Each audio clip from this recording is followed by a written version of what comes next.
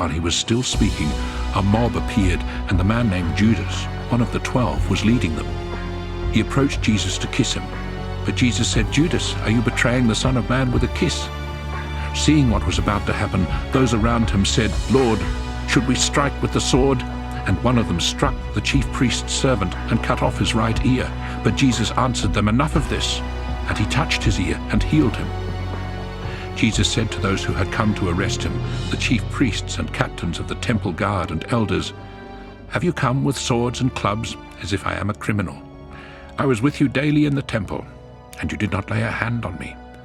But this is your hour. This is the authority of darkness."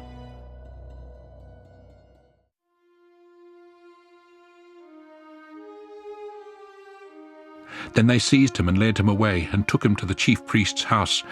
Peter followed at a distance. A fire had been lit in the middle of the courtyard, and Peter sat down with those who were around it. A servant girl noticed him sitting in the light, and she stared at him and said, "This one also was with him." But Peter denied it. "Woman, I do not know him." A short time later, someone else looked at him and said, "You're one of them as well." But Peter said, "Sir, I am not." An hour or so later, another one said quite emphatically, "Certainly, this man was also with him. In fact, he is a Galilean." But Peter said, "Sir, I do not know what you are talking about." And immediately, while he was still speaking, the rooster crowed. The Lord turned and looked at Peter, and Peter remembered the Lord's prediction, how he had said to him, "Before the rooster crows today, you will deny me 3 times." And Peter went outside and wept bitterly. Now the men who were guarding Jesus mocked him and beat him. They blindfolded him and asked him, "Prophesy, who is it who struck you?" And they heaped many other insults on him. As day broke, the elders of the people, the chief priests and the scribes gathered together, and Jesus was led out before their council. They inquired, "If you are the Christ, tell us so." But he replied, "If I were to tell you, you would not believe. And if I were to ask you a question, you would not answer. But from this time on, the Son of Man will be seated at God's right hand of power." They all said, "So you are the Son of God." But he replied, "You say that I am." And they responded, "What more testimony do we need? We have heard it from his own mouth." Then the whole council rose and brought him to Governor Pilate. They began to accuse him, saying, "We found this man perverting our nation and forbidding people to pay taxes to Caesar, and saying that he himself is Christ, a king." So Pilate asked him, "Are you the king of the Jews?"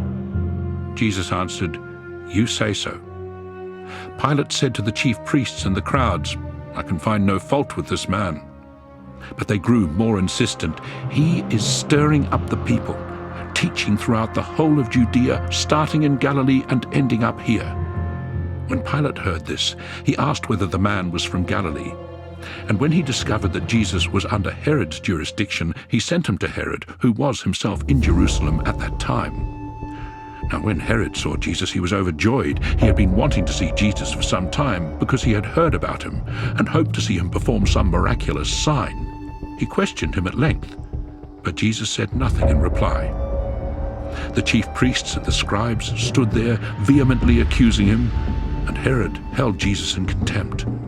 With the help of his soldiers, he ridiculed him, dressed him in shining clothes, and sent him back to Pilate. On that day, Herod and Pilate became friends with each other, for previously there had been hostility between them. Pilate called together the chief priests, the leaders, and the people, and said to them, "You brought this man to me as one who was perverting the people. I interrogated him in your presence, but found no basis for any of your accusations against him. Moreover, neither did Herod, for he sent him back to us. It seems obvious that he has done nothing deserving of death. Therefore I will order a flogging and then release him." But they cried out together, "Take him away! Release Barabbas to us!" Barabbas was in prison for a rebellion that had occurred in the city and for murder. Pilate wanted to release Jesus, and so he spoke to them again, but they cried out, "Crucify! Crucify him!" A third time Pilate said to them, "For what? Has he done anything evil? I have found that this man committed no crime deserving of death. Therefore I will order a flogging and then release him." But the crowd kept demanding with loud voices that he be crucified, and their voices won out. Pilate decided to grant their request. He released the man who had been imprisoned for rebellion and murder, as they requested, and gave Jesus up to what they wanted.